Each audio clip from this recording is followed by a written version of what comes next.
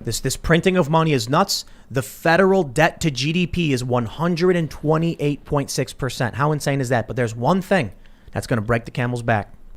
George Clooney calls for movie theaters to receive federal bailout amid pandemic. George Clooney calls for movie theaters to receive federal bailout money. Well, he's an actor, so... No, but these are movie theaters. Dude. Okay? It's a difference between... It's a dead art form. Movie theaters? Yeah. No. Hell wants to pay a bunch of money to go sit in a building to watch something you could spin up on Netflix now. I do. On I a love giant movie monitor in your house. I love movie theaters. What is it, like fun. a It's 50, experience. 60-foot screen? I feel like it's nostalgia, but popcorn. It's a fun thing so to do. expensive to run. Like, yeah.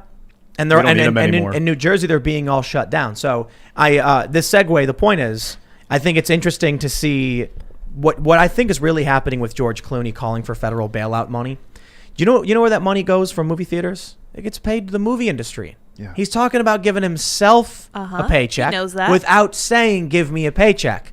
These hoity-toity, say whatever celebrities love espousing all of the Democrat messages, and now the people they support have destroyed the economy. And in New Jersey, where AMC is like suing, I guess, and completely destroyed, he's like, oh, you got to bail out the movie theaters and give them some money. Yeah. And then when the movies can come back. Let's talk about Nazism for a minute, because that's National Socialism, and he's trying to use socialism to fund these businesses. It sounds like pre-World War II Germany. All these people talking about using more government money to fund. That's been overused. Well, let's talk about National Socialism. What do you want to use American money for again, guys? Come on, that's socialism. Hollywood actors are the people who have pushed us into this mess, not entirely on their own, but they've been supporting lunatics like Newsom and these people like Cuomo, defending them, doing PSAs and the same time as they tell you to protest Black Lives Matter in cringy little videos where they self-righteously tell you about how we need to apologize. So let's play it two ways. Let's say they have all these massive protests from Black Lives Matter, and then we get a COVID pandemic. Okay, that's your fault. You're the one telling the people to go outside. Then the people they've supported politically destroy all these businesses, and then he goes, just print us some money, why don't you? Just print us some money, huh? How about that? Yeah, you know what, man? These people are something else. I guess the Nazis didn't have crypto. We need to look at this like pre-World War II Germany, because we're in a situation where if a strong man came in, Trump, if he had gone psycho, probably could have done a Hitler thing, but he didn't.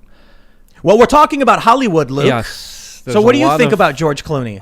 Very kind of... Tell us. I mean, I pulled up the article here, and it's absolutely just flabbergasted to see so many low information idiots out there always thinking that we could just print more money and then everything is solved. Everything just magically comes back together. It's about doing it for themselves. Well, exactly. It's about them what else is their entire career about? What else is their entire virtual signaling about? What else is their entire kind of life about other than give me enough money and I'll read the scripts and I'll do it and I'll perform it in a better way than anyone else on the face of the world. That's exactly what acting is. But these people are advertisements. Yeah. That's what they've always been. And so when it comes to the Democrats, they've always gone to these personalities and these celebrities to use them to essentially gain power, to manipulate. And it's marketing. I want to make it seem like it's all that nefarious. They find people that are popular. They pay them to say the message. These people get elected. And now that these people are saying, oh, no, our industry has gone belly up. Well, that's what you supported. Exactly. And if there's enough money, they'll do anything for that money. And it's kind of sad when you look at Hollywood. It's truly an industry that is extremely seedy, extremely disgusting, that you see so many horror stories come out of. And when you look at a lot of these celebrities, I mean, we even saw, Dr. Fauci, I think he's kind of considered a celebrity. He came out today and he said, people shouldn't really spend Christmas with their family members together. Gretchen Whitmer, the governor of Michigan, released in a horrible video with her and Santa and children, with Santa telling the little kids, remember, listen to the governor, and Whitmer saying, it's best if you don't spend Christmas with your family members. But hold on, let me just make a little point here, because I think it's important to understand here that these same individuals are abusing this entire situation for their own personal gain. And if let's say there was an actual real threat, say there actually was a big, huge, serious illness, sickness going around, if they were taking it seriously and they were saying, hey, maybe we shouldn't protest, hey, maybe we shouldn't have Best Buy open for Black Friday, everyone lined up and outside, maybe we shouldn't be celebrating a presidential victory and drinking booze and sharing it with everyone. Maybe if they were taking it seriously themselves, maybe I would, but I will never be lectured by these fat cat plutocrats who don't listen to their own orders telling me what to do. I'm sorry, they don't take it seriously. I'm not going to take it seriously either, and it's disgusting to see them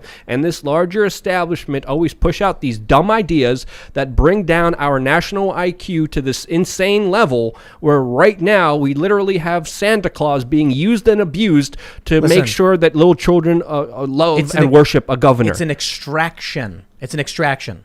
These people don't think about the better future for everybody. These people aren't the ones saying a rising tide raises all ships. What they're saying is there's only so much water in this bay. I better take it for myself, not realizing what are you going to do? What are you going to do? So when we see people like Clooney in Hollywood, he's like, well, what he's basically saying is we're one of the biggest exporters, so we must be subsidized. Bro, printing money and giving it to you won't produce product to send over the world. That's a BS excuse. You're an ultra wealthy individual, mad your industry's in trouble, just like everybody else's, but you think they should bail you out. Well, maybe you shouldn't support the people who shut down your industry, and that's what you did. And at the same time, these Democrat governors who got the support from these celebrities are the ones who are basically saying, how much can I extract from the working class before the system goes belly up? That's what we see with Gretchen Whitmer. She's burning it all down, and as it all crumbles, she's looting the burning homes of the townspeople. And then George Clooney and all these other celebritards are seeing this as a massive opportunity, saying, "Give me some of the money before I'll say whatever of course, you it want all me to goes say." bust." Exactly. And yeah, that's but come exactly on, what remember he the is. Panama Papers? How many Yep. of these celebrities popped up in this having money overseas? Yeah, a whole lot of I can't remember who it was, but there was some woman. And I can't remember exactly. It was some female celebrity, and she was like, "I had no idea. Oh, it's just my advisors were putting my money in Panama." And then wasn't it the person who leaked, like one of the journalists covering the Panama Papers turned up dead? Yes, there was. Yeah, how about that? Yeah, that did happen. I don't know the exact parameters behind that, but the story hasn't been covered as widely as it should. But Just I think disappeared one day. Yeah. Well, I think it was more of a blatant kind of attack and assassination. I would have to look into it more to give you more exact details, but I remember hearing a lot about that. But I think the Mexican president pretty much accurately depicts what's going on. He recently came out and he said the lockdowns are just the form of dictatorship. Yeah. So he's not locking down Mexico. Life in Mexico is a lot different than it is in the United States. And who would have ever thought that, Mexico is doing a lot better than the United States? How much you want to bet the peso is going to start going up? Well, it depends. The peso is also very closely tied into the U.S. dollar. A lot of foreign currencies are tied into the U.S. dollar. So if we see the dollar go, we're going to see the whole world currency be affected by it very severely, as the U.S. dollar is the world reserve currency. See, listen. This is the benefit of the military-industrial complex and the petrodollar.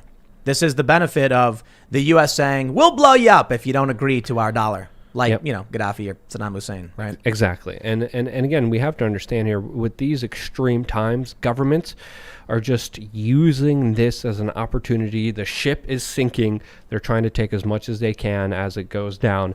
And I think that's really exemplified. There was a recent report that studied the lockdowns and the COVID responses from governments, and they ruled that freedom is the biggest casualty of COVID-19. Not just they in the United States. They ruled or they found?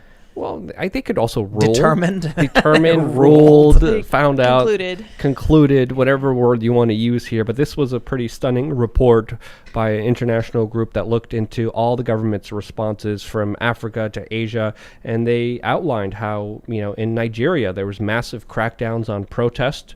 And the restrictions were set in place to make sure that there wasn't anyone challenging the political status quo there. In Bolivia, they postponed the general elections. In Sri Lanka, the government accelerated its authoritarian agenda, stepping up efforts to control independent reporting and, quote, unfavorable speech by ordering the arrest of anyone who criticized the government. And we're seeing this not just done in democratically heavy states and cities in the United States, but we're seeing this done all over the world using this pandemic, using COVID-19 as an excuse to ravage our civil liberties, to ravage our freedoms, and to take whatever they want for themselves. And it's working. And they're getting away with it. It is working for The now. mail-in voting thing was another example of that. Changing the 20, what is it? Rand Paul said 24 states changed their election rules without approval from their state legislatures. Yeah. 24. Cuomo is banning symbols he doesn't like. I'm concerned that this will be used as a premise to war. I told my friend that we were talking about Trump's drone strikes, and I was like, well, what if my fear is that the drones get hacked and then they're flown back over? Or Well, that Iran did that. Yeah, or that there's like an unknown assailant from orbit that torches a bunch of U.S. cities and we don't know who did it. Thanks for checking out this clip from the Timcast IRL podcast. We do the show live Monday through Friday at 8 p.m. So come back to check us out when we go live. Don't forget to subscribe, hit the like button, hit the notification bell, and we are also available on all podcast platforms for free if you want to listen to us there. Thanks for hanging out, and we will see you all next time.